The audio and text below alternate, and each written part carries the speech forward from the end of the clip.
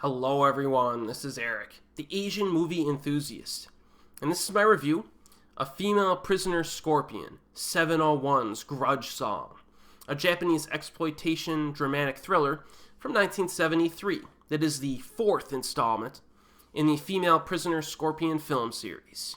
I already reviewed the three prior installments on my channel, Female Prisoner 701 Scorpion, Jailhouse 41, and Beast Stable. So it's time to look at the fourth and final entry here. Now remember, Shunya Ito, the director of the first prior three films, does not return here. Yasuharu Hasebe came in to direct this final installment. He's made some good films in his time, Black Tight Killers being one example.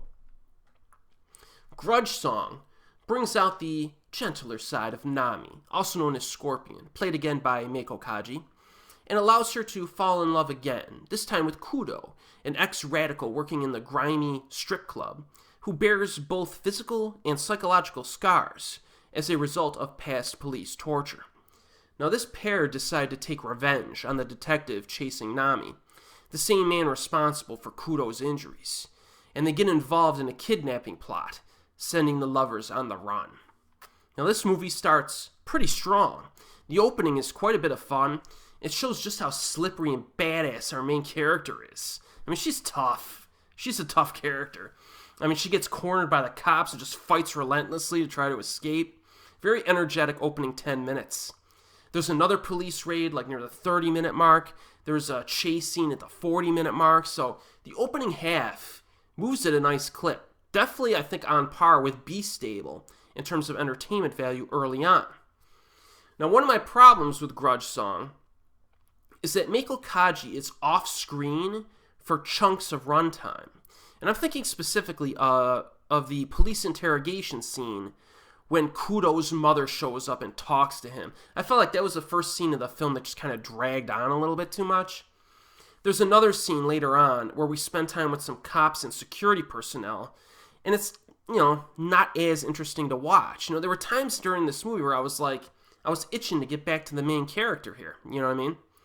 One other problem I had was the ending.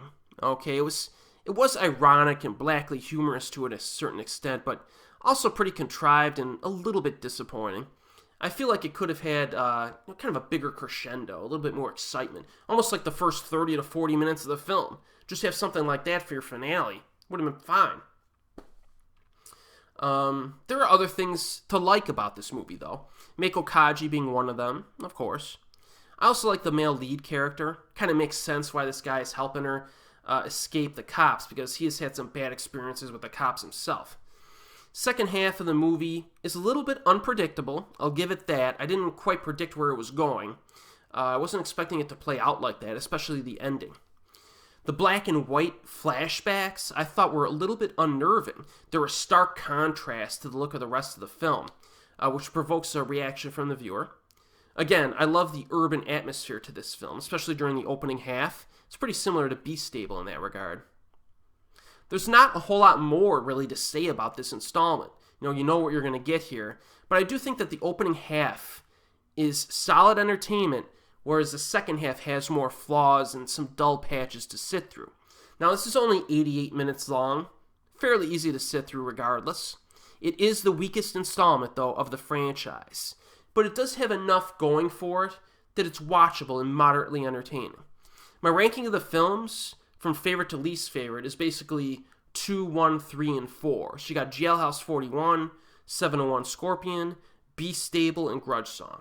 Okay, so solid franchise, though. I definitely recommend the Prisoner Scorpion quadrilogy. These movies should be watched in order of release. I do recommend them being watched in order.